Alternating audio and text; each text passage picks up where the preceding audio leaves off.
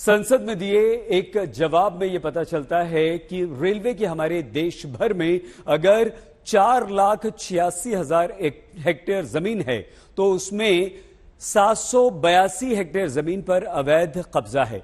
हल्द्वानी में जहां रेलवे अपनी जमीन होने का दावा करता है, वहीं पर सैकड़ों लोग ऐसे हैं जो रेलवे के दावे से भी पहले के कागज लेकर सामने आ जाते हैं।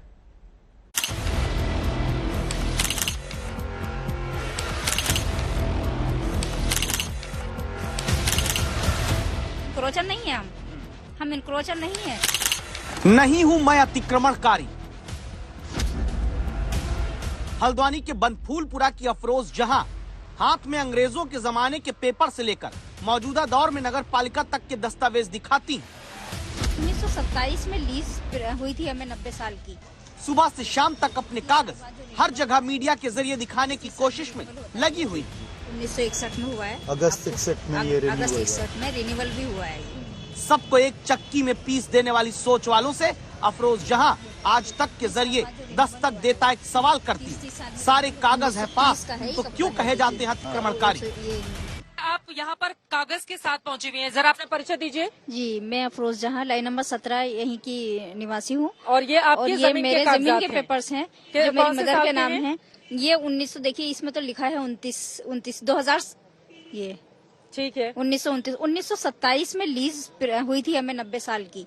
1927 में 90 साल की लीज मिली तो वो तो खत्म हो गई फिर। हाँ, वो ऐसा उसको रिन्यूअल 30 साल में कराया गया। उसके बाद फ्री होल्ड का नियम है गवर्नमेंट का, तो फ्री होल्ड कराएंगे उसको। ठीक है। तो उससे पहले जब हमारी लीज पीरियड खत्म हुआ उससे पहले ही नोटिस आ गया रेलवे का। कोरोना पीरियड में जब कोविड-19 का पीरियड चल रहा था, जब सारी कोर्स वगैरह बंद थी, उन्होंने भी एक नोटिस चस्पा कर दिया था गेट पर कि कोई ना आए यहाँ पर, और क्योंकि यहाँ पीरियड चल रहा है, कोरोना पीरियड चल रहा है, इस वजह से यहाँ सुनवाई बंद है। तो वो नोटिस भी चस्पा किया था जिसकी कॉपी हमने कोर्ट में लगा रखी है। और सुप्रीम कोर्ट ने भी ये ऑर्डर किए थे उसमें कि कोई भी केस जो बहुत रेयर केस है उनके अलावा वो भी ऑनलाइन सुनवाई होगी, ऐसे सामने सुनवाई नहीं होगी। तो उन पर रोक लगाई थी, लेकिन उस पीरियड में ही रेलवे ने हमारे केस खारिज कर दिए, एक तरफा कर दिए, वन साइडेड सुनवाई के आपकी एप्लीकेशन। जबकि हमने डॉक्यूमेंट्स तो अपने पूरे लगाए थे, अपने कागज लगाए थे, लेकिन सुनवाई के लिए हमें बहस करने का मौका नहीं दिया गया, सुनवाई के लिए मौका नहीं दिया गया और वन साइडेड डिसाइड कर दिया। रेलवे दावा करता है कि उसके पास पुराने नक्शे हैं, 1959 का नोटिफिकेशन है, 1971 का रेवेन्यू रिकॉर्ड है, 2017 की सर्वे रिपोर्ट है, लेकिन लोग तो उससे भी पहले के दस्तावेज लेकर सामने आ जाते हैं। जो उनकी मौजूदा पटरी है वो ये है। बनफूलपुरा में इस वक्त कोई रेलवे का ही नक्शा दिखाकर सवाल करता है। उसके बाद ये हमारा बनफूलपुरा का क्षेत्र आता है। कोई 56 साल पुराने पेपर लाकर पूछता है कि क्यों हमें अतिक्रमणकारी कहा जाता है।